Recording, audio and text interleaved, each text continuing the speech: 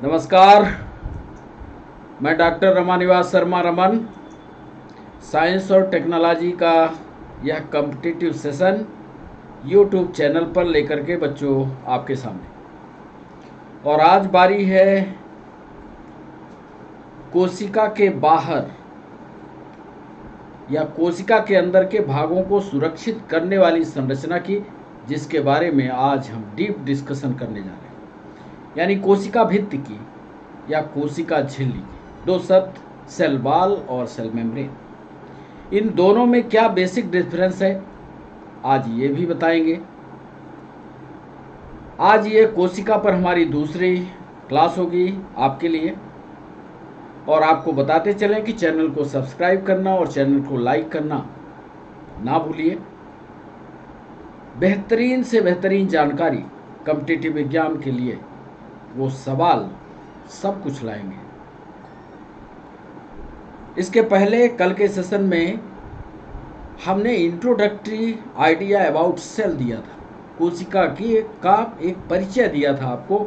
और आपने देखा कि कोशिका के परिचय में कॉम्पिटिटिव एग्जाम में कौन कौन से सवाल अंदर अंदर घुस करके वो पूछे, उन सवालों का डिस्कशन भी कल हमने आपके साथ किया है।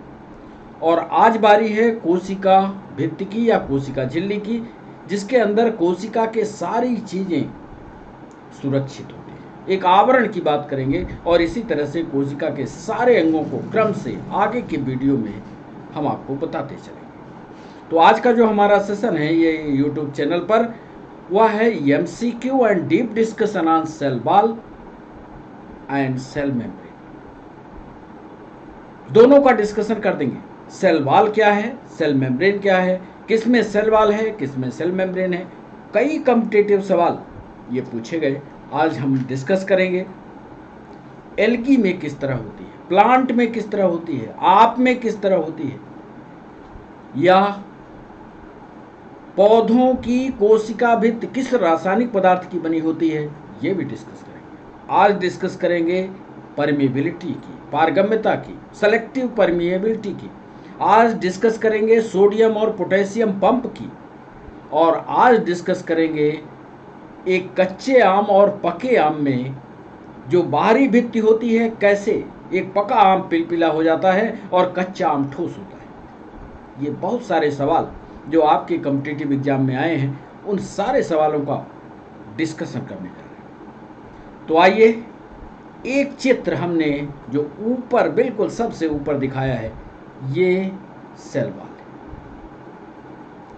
यहीं पर दिख रहा है कि ये सेल वॉल कितने भागों से मिलकर के बनी है। ये बिल्कुल बाह्यतम कवरिंग है, आप देख रहे हो। ऊपर की तरफ मिडिल लेमिना है, फिर इसके बाद प्राइमरी सेल वॉल है, फिर इसके बाद सेकेंडरी सेल वॉल है, और तब जा करके साइटोप्लाज्म मिलता है। थोड़ा सा गूढ़ संरचना है। यदि एक बार आपने इसको समझ लिया तो कोशिका भित्ति से जुड़े हुए कितने भी सवाल हों आपसे बनेंगे। और आज हम आपके लिए लाए हैं एमसीक्यू का सेशन। ईमानदारी से पूरे विषय को पढ़ने की कोशिश करिएगा ताकि वो एमसीक्यू आपसे बन पाए। तो चलें सेल वॉल की ओर। पहला पॉइंट लिखते हैं सेल वॉल पर। सेल वॉल, वॉल का मतलब है दीवार, और एक शब्द आता है सेल मेम्ब्रेन यानी झिल्ली। अब ये अंतर आप तय करोगे कि पेड़ में क्या है या पौधों में क्या है, और मनुष्य या आपकी चमड़ी कैसी है, ये सारा डिस्कशन आप तय करोगे। पहला पॉइंट हम लिख रहे हैं। पहला पॉइंट हमने लिखा कि सेल वॉल किसी भी कोशिका की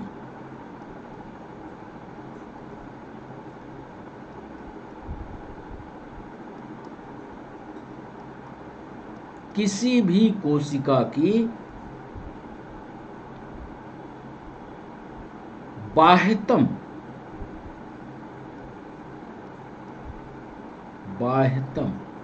संरचना है।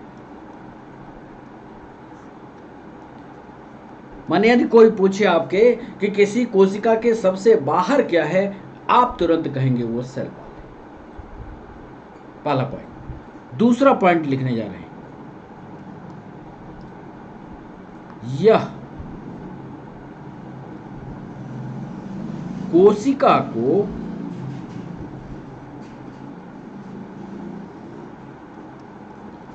एक निश्चित आकार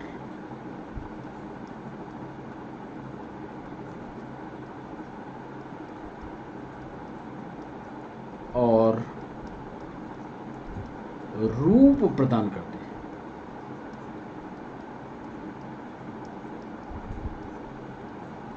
यदि सेल वॉल है तो सेल वॉल ही उसको संरचना देगी, उसको शेप देगी, उसको स्ट्रक्चर देगी। तीसरा महत्वपूर्ण काम है, काम क्या है इसका? यदि सेल वॉल न होती तो क्या होता? तो ये लिख लीजिएगा कि बाहरी आघातों से सेल वॉल कोशिका को या सेल को बाहरी आघातों से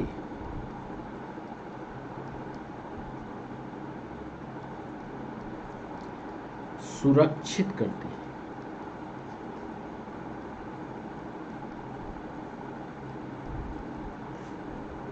बाहरी आघातों से इसकी सुरक्षा यदि करती है तो वो होती है सेल।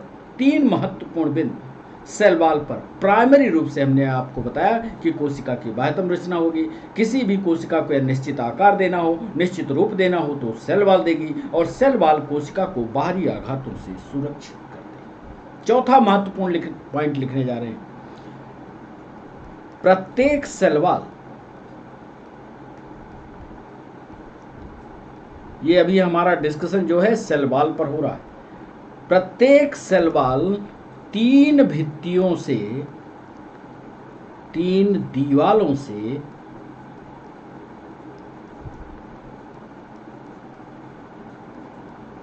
मिलकर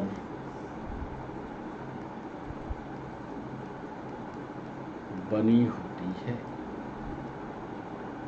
3 दीवालें हैं और ये 3 दीवालें क्रम से स्थित होती हैं। एक बाहर होता है, एक बीच में होता है और एक अंदर होता है। लिख लें, पहली दीवार का नाम होता है, बच्चों याद रखिएगा, मिडिल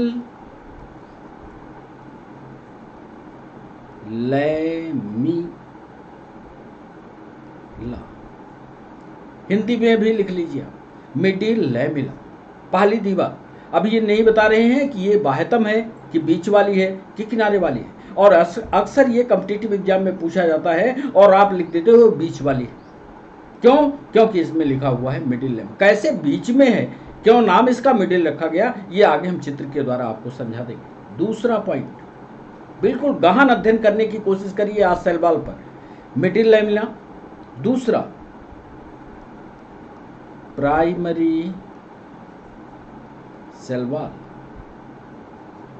यानी प्राथमिक कोशिका भित्ति, और तीसरी का नाम होता है सेकेंडरी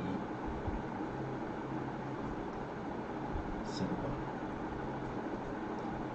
तो पहले पन्ने में हमने आपके साथ डिस्कस कर दिया कि किसी भी कोशिका की बाह्यतम संरचना सेल वॉल कहलाएगी। यह कोशिका को एक निश्चित आकार और रूप प्रदान करेगी। सेल वॉल की कोशिका को बाहरी आघातों से सुरक्षित करती है, और प्रत्येक सेल वॉल 3 दीवालों से मिलकर के बनती है।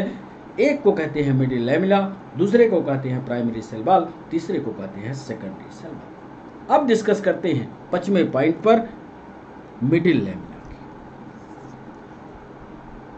हम लिखने जा रहे हैं कि मिडिल लैमिला किसी भी कोशिका की बाह्यतम दीवार होती है।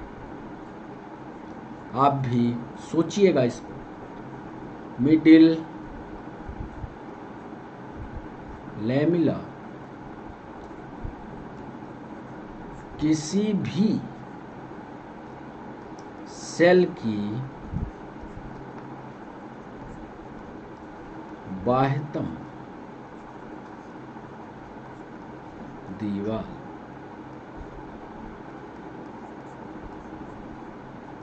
होती है।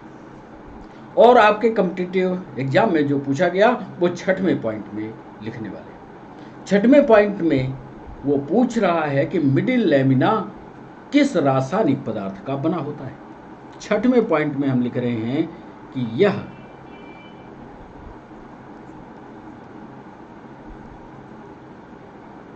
Lamella calcium pectate, calcium pectate या कभी कभी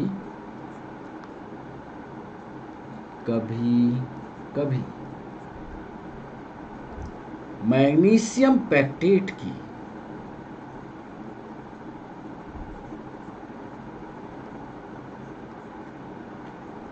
बनी होती है।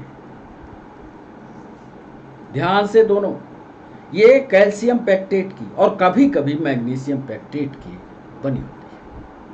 और ये भी लाइन इसी में लिख लीजिए कि यह गोंद का कार्य करती है।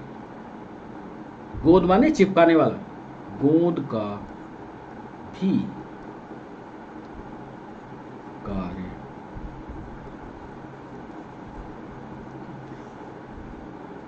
तो एक ऑब्जेक्टिव यहां से दोनों में पूछा गया है, एसआई में भी पूछा है, पीएनएसटी में भी पूछा है, रेलवे में भी पूछा है कि मिडिल लैमिना किस रासायनिक पदार्थ का बना होता है। तो याद रखिएगा कैल्शियम पेक्टेट या मैग्नीशियम पेक्टेट। 7वां एक महत्वपूर्ण पॉइंट ये भी पूछा गया कि प्राइमरी सेल वॉल किसको कहोगे। अभी चित्र में दिखाएंगे कि प्राइमरी सेल वॉल कहां है, तो आप लिख लीजिएगा प्राइमरी सेल वॉल। इसको तो आपने कोशिका के सबसे बाहर किया, मिडिल लेमिना को। अब मिडिल लेमिना के बाद जो होगी वो कायदे से दूसरी है, लेकिन उसका नाम प्राइमरी सेल वॉल है। प्राइमरी सेल वॉल पतली होती है, पतली लचीली तथा किसी भी कोशिका के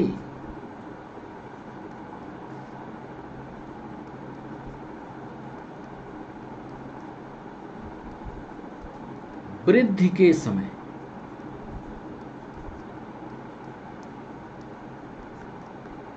बनती है। कायदे से ये सेकेंडरी पार्ट में आएगा, दूसरी दीवार है। पहली वाली तो मिडिल लेमिना हो गई, दूसरी ये जो दीवार होती है प्राइमरी सेल वॉल कहलाती है। ये पतली होती है, लचीली होती है, और जब कोशिका बड़ी होती है या कोशिका वृद्धि करती है या कोशिका का विभाजन होता है तब प्राइमरी सेल वॉल का निर्माण होता है। दोनों पॉइंट याद रहने चाहिए आपको, इस पर बहुत सारे ऑब्जेक्टिव बनेंगे। और 8वां पॉइंट इसमें लिख रहे हैं कुछ कोशिकाओं में, याद कर लीजिए, कुछ सेल्स में सेकेंडरी सेल वॉल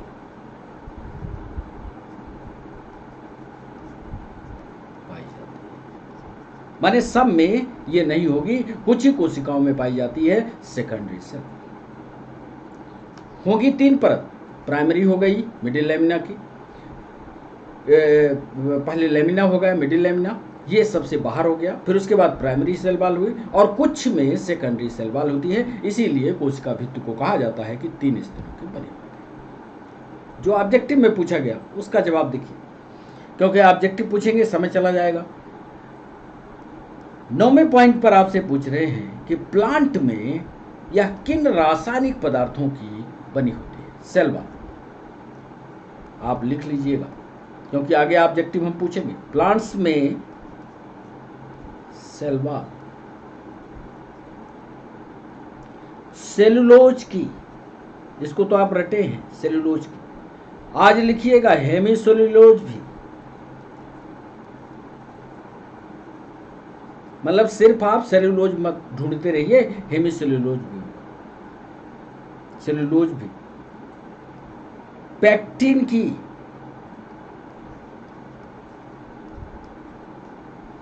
तथा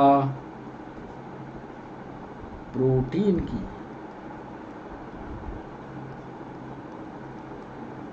बनी होती है। सिर्फ ये कह देने से कि सेलुलोज की बनी होती है, इससे आपका उत्तर पूरा नहीं होगा। आप ध्यान कर लीजिएगा कि जो सेल वॉल होती है वो सेलुलोज की, हेमीसेलुलोज की, पेक्टिन की तथा प्रोटीन की बनी होती है। एक महत्वपूर्ण सवाल जो यूपीएससी ने पूछा, उसका सीधा जवाब लिखते हैं 10वें पॉइंट। एल्गी में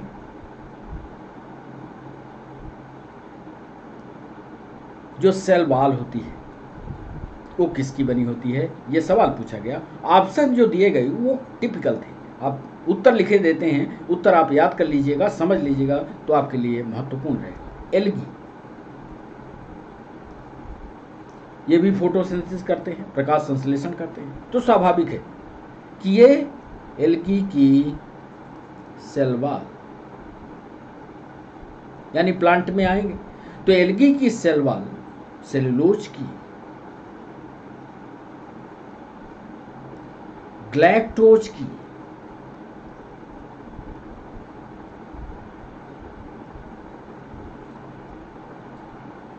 माननैन की, देखिएगा माननन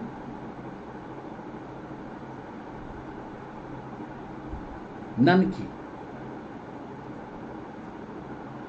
और कभी कभी और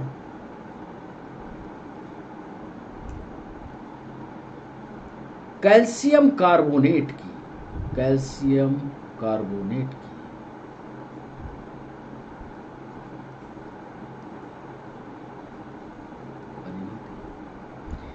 देखिए ये विस्तार से जानकारी सिर्फ इसलिए आपको दे रहे हैं कि कॉम्पिटिटिव एग्जाम वाला वो सरल सवाल नहीं पूछता जो आप जानते हैं, वो थोड़ा गहराई में उतरता है और उन्हीं सवालों को पूछता है जो आप नहीं जानते। और ज़्यादातर बच्चे ये नहीं जानते कि मिडिल लेमिना क्या है, प्राइमरी और सेकेंडरी सेल वॉल क्या है, प्लांट में सेल वॉल किसकी बनी होती है, क्योंकि एक चीज़ वो रट के चलते हैं कि साफ सेल्यूलोज की बनी होती है। मान लो सेल्यूलोज के लिख दिया और हमने ऑप्शन में सेल्यूलोज दिया ही नहीं, पैक्टिन दे दिया, तो फिर आप उत्तर नहीं कर पाओगे। तो इस पन्ने में हमने आपको समझाया कि मिडिल लेमिला किसी भी सेल की बाह्यतम दीवार होती है।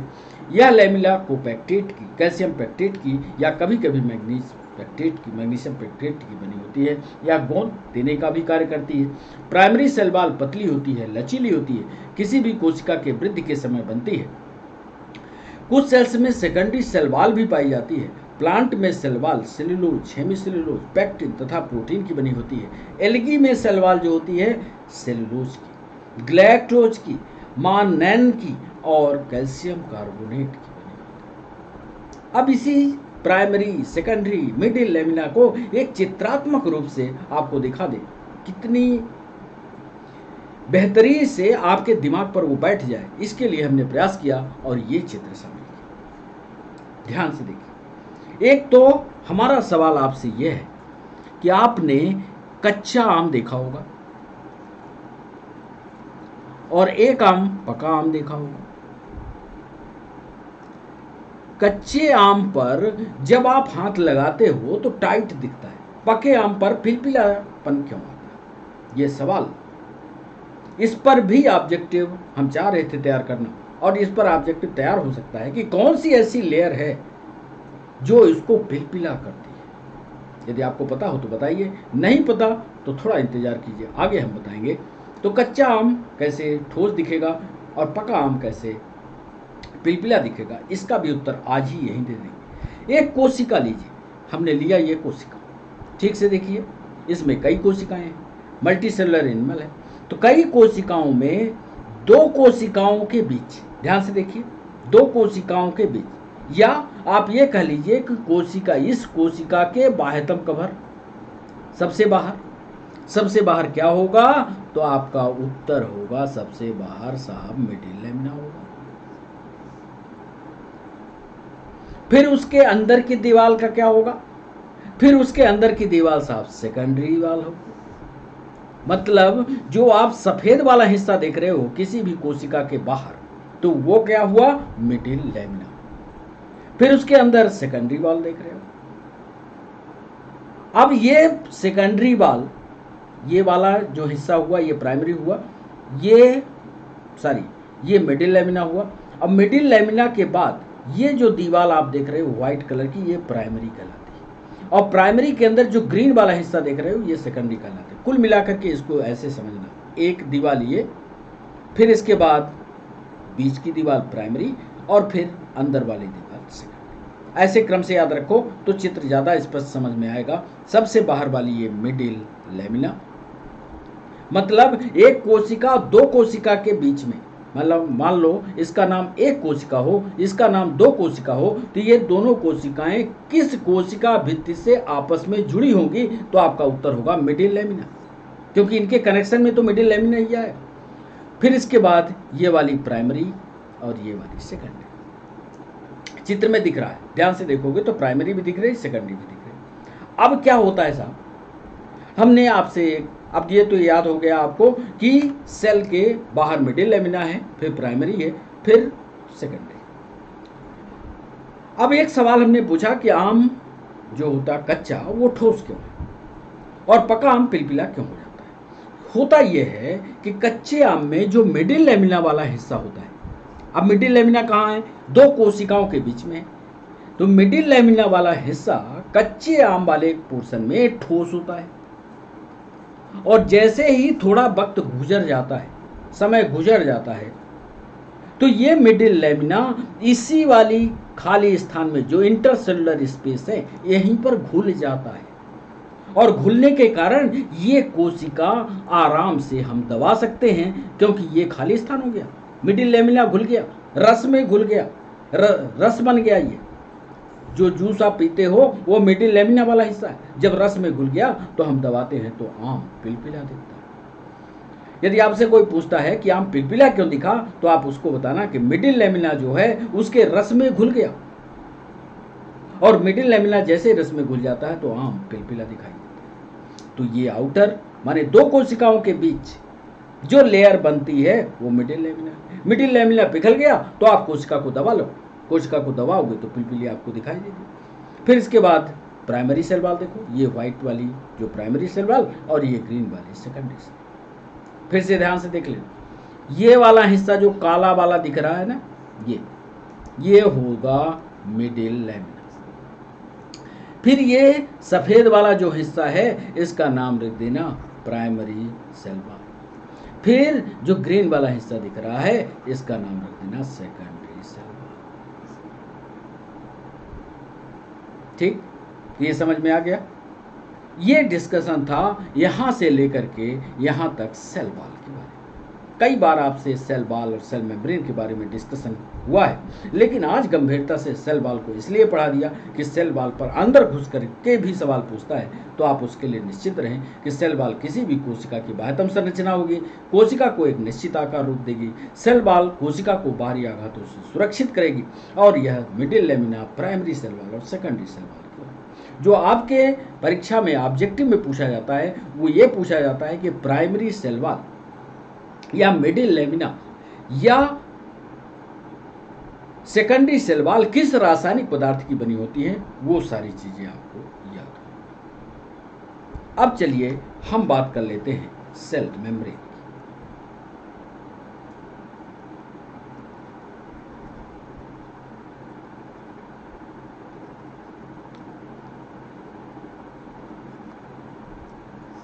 या इसको हिंदी में कहोगे तो बोलते हैं कोशिका झिल्ली। अब कोशिका झिल्ली का पहला पॉइंट, प्रत्येक कोशिका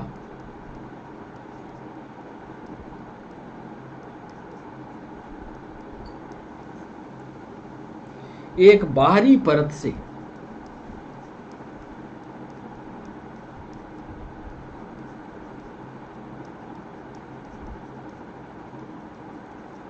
घिरी होती है,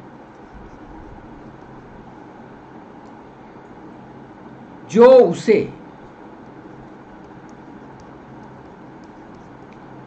बाहरी वातावरण से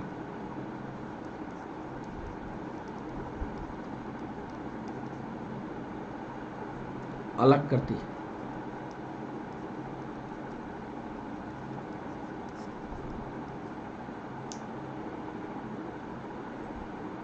इसी को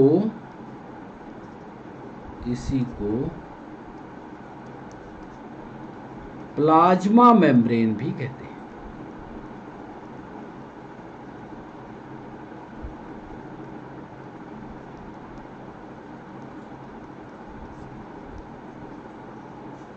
मतलब हम लोगों की कोशिका के बाहर जो संरचना आपको दिखाई दे रही है वो प्लाज्मा मेम्ब्रेन है।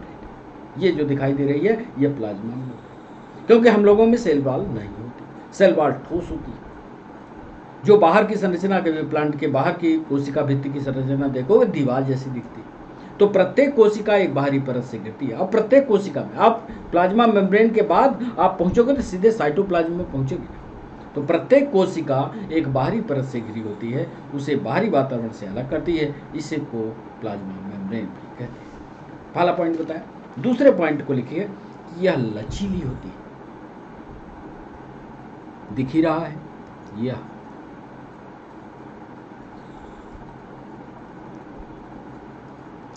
लचीली होती है। लिपिड तथा प्रोटीन की बनी होती है। अंडरलाइन करिएगा, यह भी सवाल कई बार पूछा गया। लिपिड तथा प्रोटीन की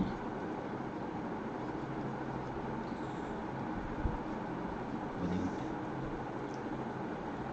संरचनात्मक रूप से, यह है ऑब्जेक्टिव, संरचनात्मक यानी स्ट्रक्चरली, संरचनात्मक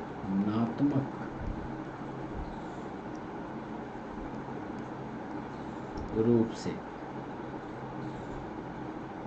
यह पतली होती है।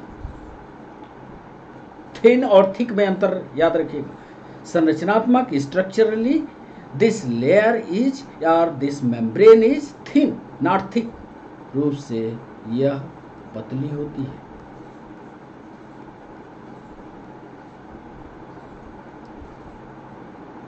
जो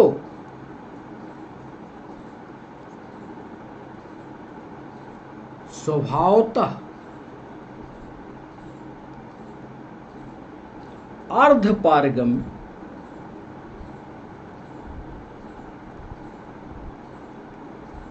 अंग्रेजी में इसको लिखिएगा सेमी परमिएबल, अर्धपारगम्य या सेलेक्टिव परमिएबल,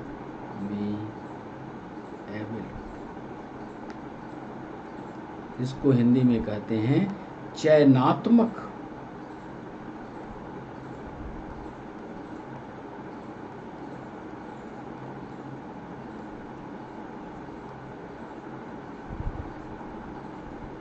मतलब ऐसा नहीं है कि जो पदार्थ है वो सीधा अंदर चला आएगा। हम लोगों की चमड़ी के अंदर हम लोग पानी में घुसते हैं तो क्या पानी अंदर घुसता है? नहीं घुसता। क्यों? कि वो जरूरत देखती है, सेलेक्ट करती है क्या हमें पानी की जरूरत है। यदि वो सेलेक्ट करती है कि पानी की जरूरत है तभी पानी अंदर जाता है। तो हमारी जो सेल मेम्ब्रेन है वह पतली भी होगी, थिन होगी और स्वभावतः बाई नेचर ये सेमी परमिएबल होगी या इसी शब्द को सेलेक्टिव परमिएबल। ये हुआ तीसरा पॉइंट। चलिए चौथे पॉइंट पर आपको समझा दें।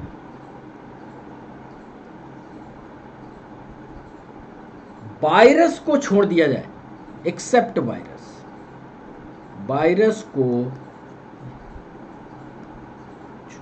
ये भी कॉम्पिटिटिव पॉइंट है। वायरस को छोड़कर यह जंतुओं में,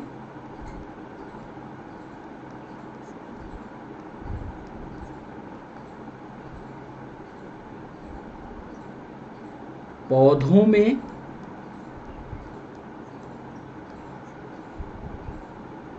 तथा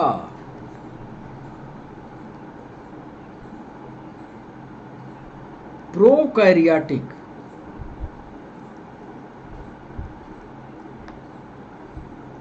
जीवों के साथ। ये सारे सवाल पूछे गए हैं कि वायरस को छोड़ दिया जाए तो एनिमल में भी प्लाज्मा मेम्ब्रेन होगी, प्लांट में भी प्लाज्मा मेम्ब्रेन होगी और प्रोकैरियोटिक जितने जीव हैं सब में होगी एक्सेप्ट वायरस। प्रोकैरियोटिक जीवों के साथ फंजाई में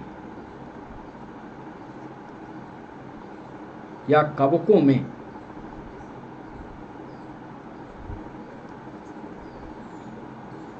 प्लाज्मा मेम्ब्रेन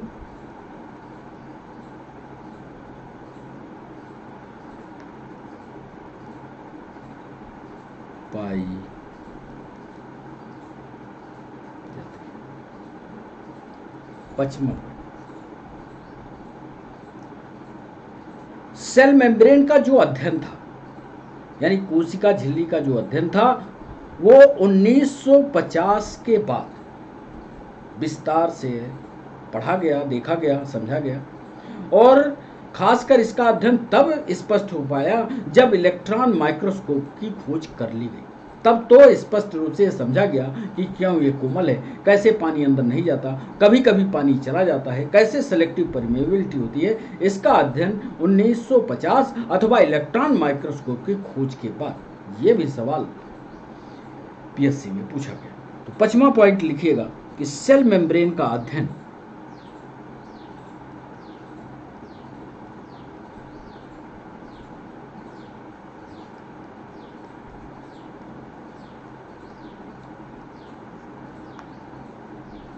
(1950) के बाद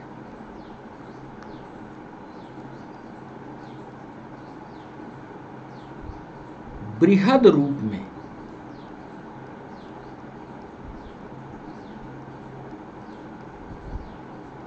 किया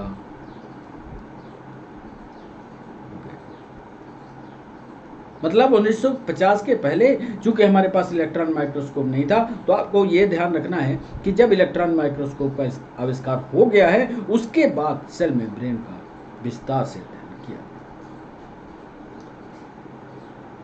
एक सवाल में पूछा गया कि ह्यूमन की जो आरबीसी होती है, रेड ब्लड कार्पिसेस होती है, जिसका दूसरा नाम एरिथ्रोसाइट्स भी, इसकी बाह्यतम जो सेल मेम्ब्रेन होती है, क्योंकि जंतु कोशिका है तो सेल मेम्ब्रेन होगी, इस सेल मेम्ब्रेन में कितने % प्रोटीन होता है, ये भी सवाल पूछा गया। तो 6वें पॉइंट में इसको भी लिख दें। ह्यूमन आरबीसी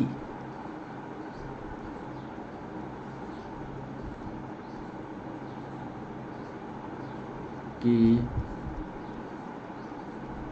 प्लाज्मा मेम्ब्रेन में 40%, याद कर लीजिए, 40% प्रोटीन।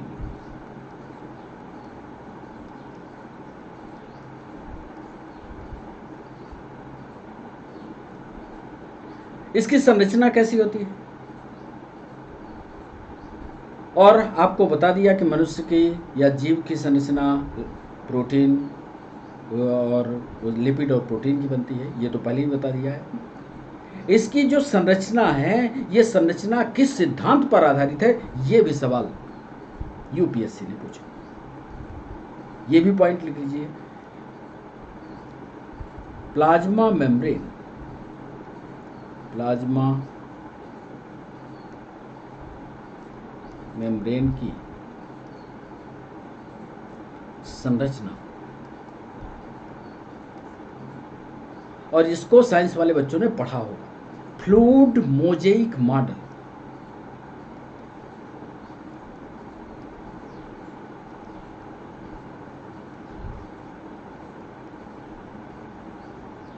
मॉडल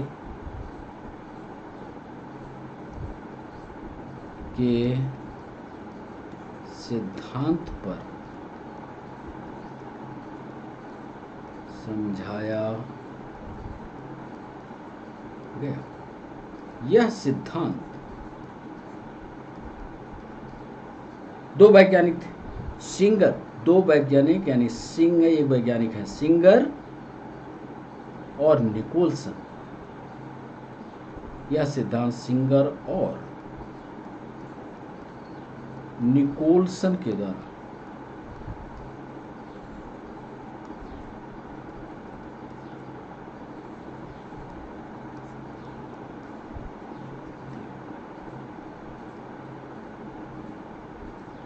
एक सवाल पूछा गया कि कोई भी चीज जब प्लाज्मा मेम्ब्रेन के अंदर आती है या प्लाज्मा मेम्ब्रेन से बाहर जाती है, तो एक होता है ट्रांसपोर्ट। ट्रांसपोर्ट का मतलब यही होता है कि कोई चीज जाए अथवा कोई चीज आए। उसने सवाल पूछा कि कोई चीज जाने में अथवा आने में हमारे बॉडी के अंदर कौन सा पंप काम करता है, उसके बारे में 8वां पॉइंट लिखना है। 8वां पॉइंट उसी के बारे में है कि sodium ion and potassium ion pump.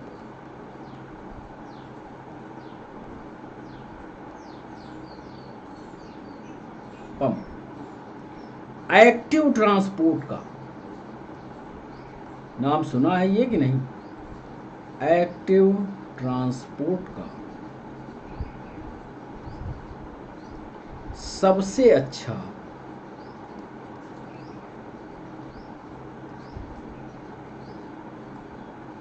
उदाहरण है।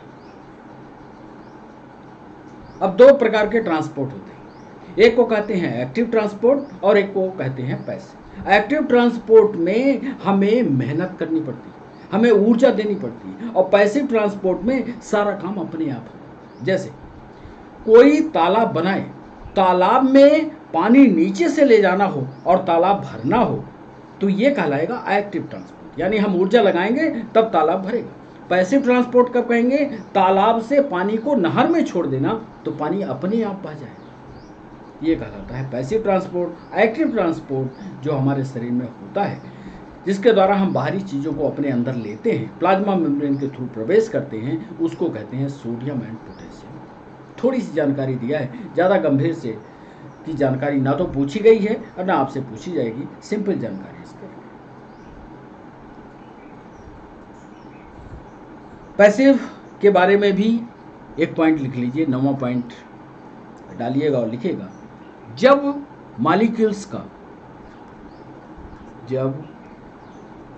मॉलिक्यूल्स यानी अणुओं का, मॉलिक्यूल्स का गमन यानी ट्रांसपोर्ट बिना ऊर्जा के हो जाए, बिना ऊर्जा इस्तेमाल के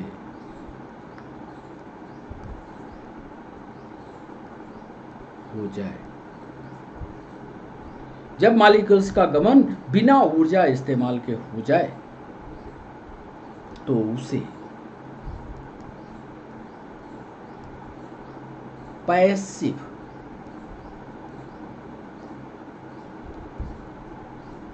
ट्रांसपोर्ट उसने चूंकि पीएनएसटी में सवाल पूछा था, सेम सवाल पूछा था कि जब प्लाज्मा मेम्ब्रेन के द्वारा अणुओं का आवागमन हो और अणुओं के आवागमन में ऊर्जा की आवश्यकता ना हो तो निम्न में से इस ट्रांसपोर्ट को निम्न में से क्या कहेंगे? उसमें एक्टिव पैसिव दोनों नन करके उत्तर दिया था, इसलिए दोनों पॉइंट का डिस्कशन कर दिया कि जब हम अणुओं का ट्रांसपोर्ट करें और उसमें ऊर्जा लगे तो उसको एक्टिव ट्रांसपोर्ट, और जब अणुओं का प्रवाहन हो, गमन हो, लेकिन ऊर्जा का इस्तेमाल ना हो तो उसको पैसिव ट्रांसपोर्ट कहते हैं। इसी बात को आपकी संरचना में हमने पहले बताया कि जो सेल मेम्ब्रेन होती है वह किसकी बनी होती है? लाइपोप्रोटीन। आइए सेल मेम्ब्रेन की संरचना आपको दिखाते। ये लाइपोप्रोटीन और ये लाइपोप्रोटीन की बाई लेयर होती है, देखा आपने?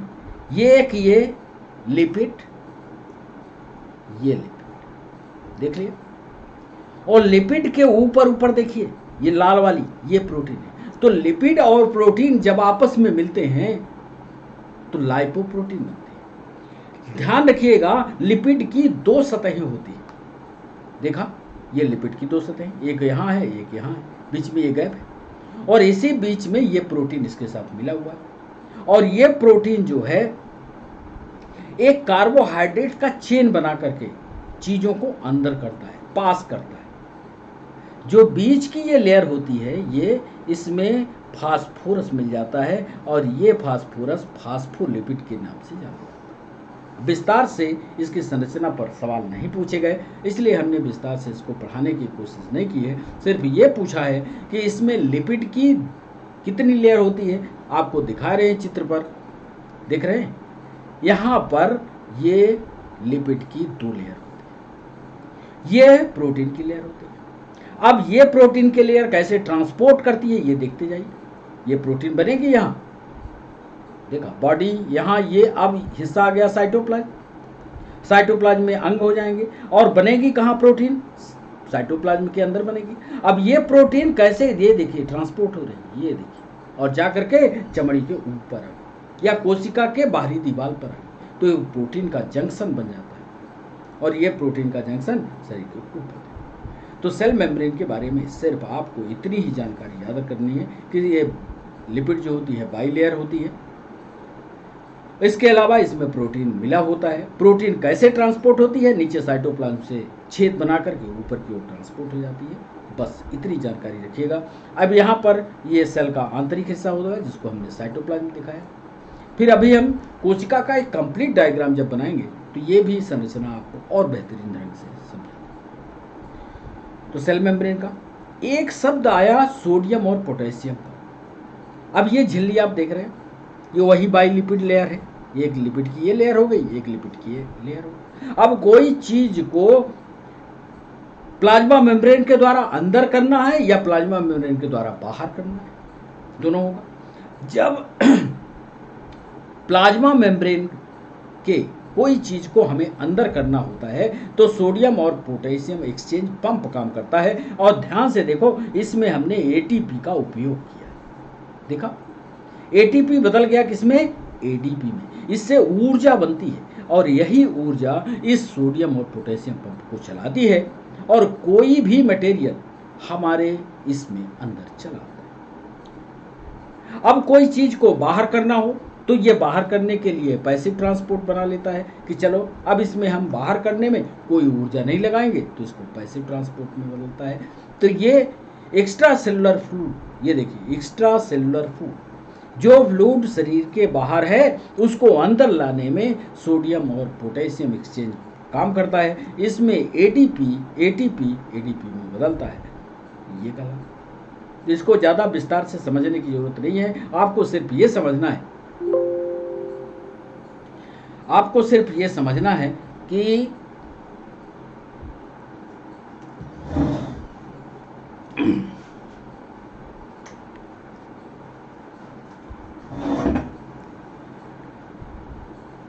सोडियम और पोटेशियम एक्सचेंज पंप जो है एटीपी का उपयोग करके एडीपी पर कन्वर्ट हो जाएगा जिससे एनर्जी का इस्तेमाल होगा।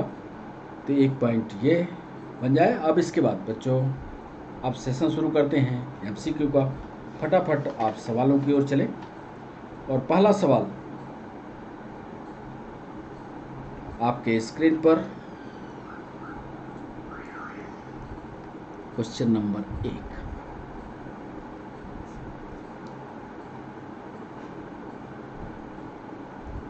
एक जीवित जीव बना होता है, एक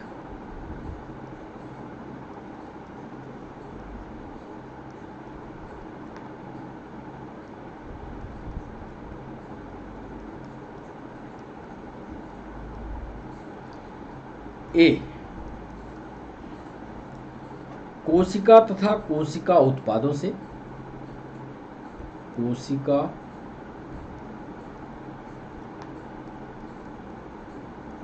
तथा कोशिका उत्पादों से, बी सिर्फ कोशिका से,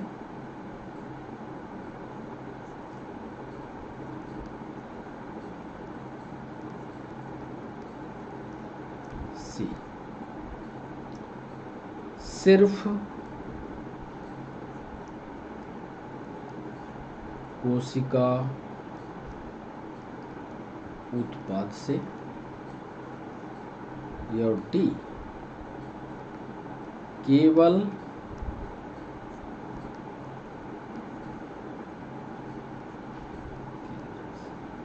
पहला सवाल थोड़ा गंभीर सवाल है। गंभीर सवाल का जवाब करने में सोचेगा कि एक जीवित जीव बना होता है कोशिका तथा कोशिका उत्पाद से, सिर्फ कोशिका से, सिर्फ कोशिका उत्पाद से, या सिर्फ केंद्रक से। सेल और cell product, only cell, only cell product और ओनली न्यूक्लियस। पहला सवाल। दूसरा सवाल,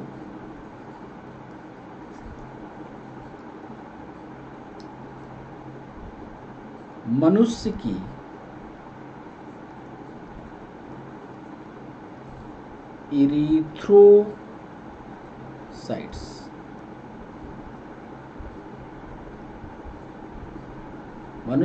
इरीथ्रोसाइट्स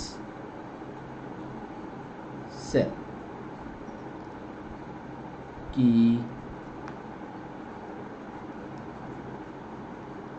कोशिका झिल्ली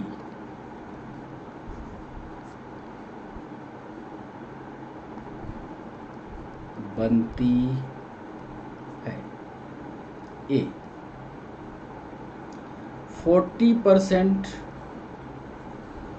protein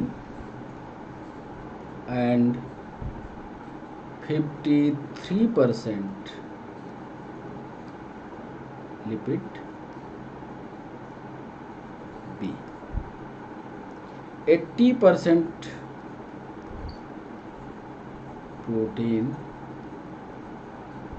and 20% lipid. C 40%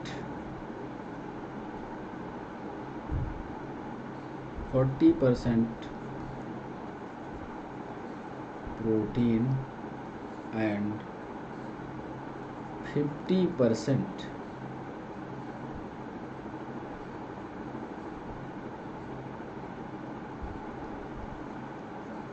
lipid. And D 52% carbohydrate and 20%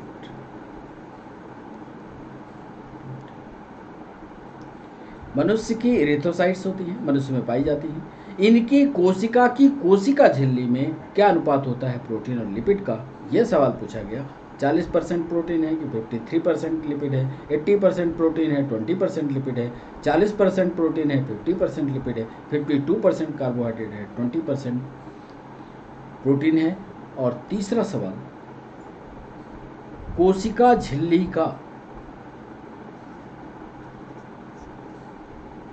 यानी सेल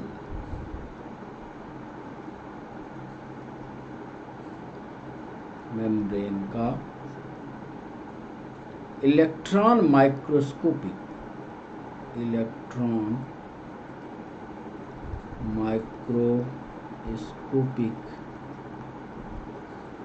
स्टडी किस सन के बाद की गई। ए 1931, बी 1913, सी 1950 और डी 1900। सवाल को फिर पढ़िए। हमने सवाल पूछा है कि सेल मेम्ब्रेन के इलेक्ट्रॉनिक माइक्रोस्कोपिक स्टडी किस सन के बाद, यानी जब इलेक्ट्रॉन माइक्रोस्कोप का विकास हो चुका होगा उसके बाद स्टडी हुई। इतना ध्यान रखिएगा, उल्टा पुल्टा उत्तर मत करिएगा। और चौथा सवाल,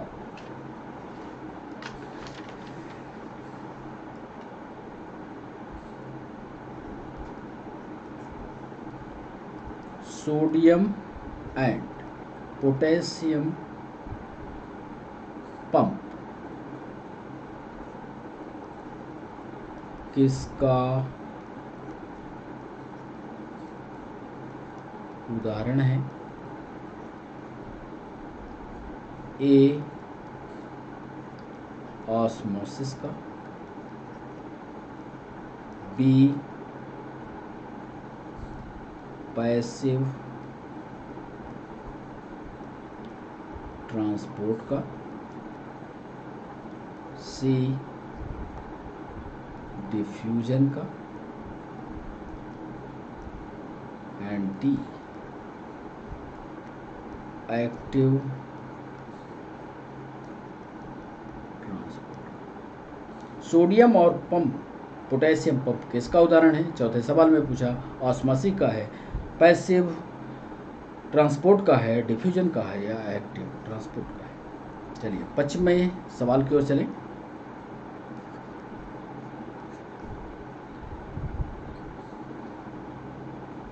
पश्चिमी सवाल में हम पूछ रहे हैं, निम्न में से कौन सा कार्य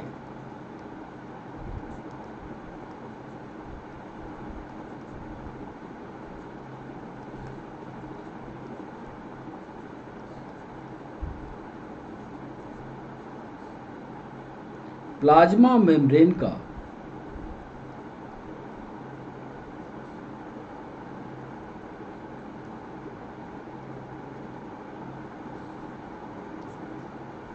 प्रमुखतम कार्य है?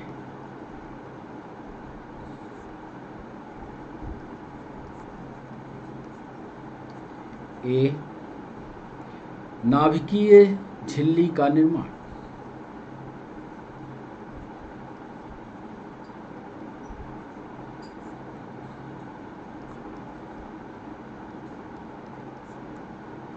बी, अणुओं का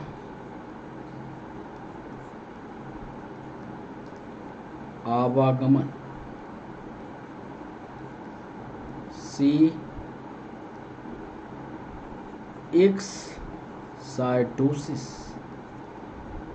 एंड डिटॉक्सिफिकेशन।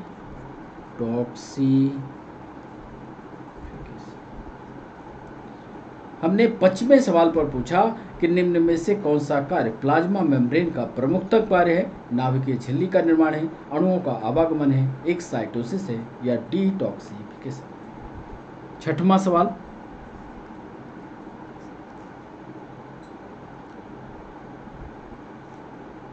प्लांट्स की cell wall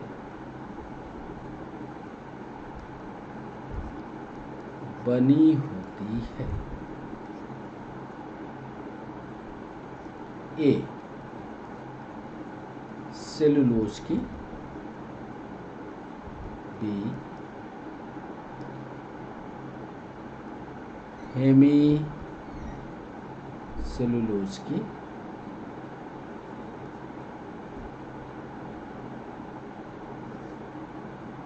C, A and B या डी? हमने पूछा कि प्लांट्स की जो सेल वॉल होती है वो किसकी बनी होती है? सेलुलोज की, हेमी सेलुलोज की, कि दोनों की या कि नन की? और आज के सेशन का अंतिम सवाल,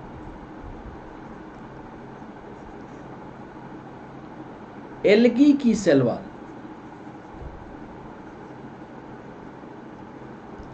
एल्गी की सेल वॉल बनी होती है?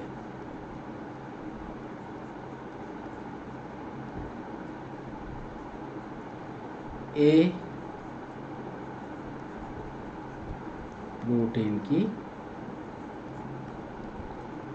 बी,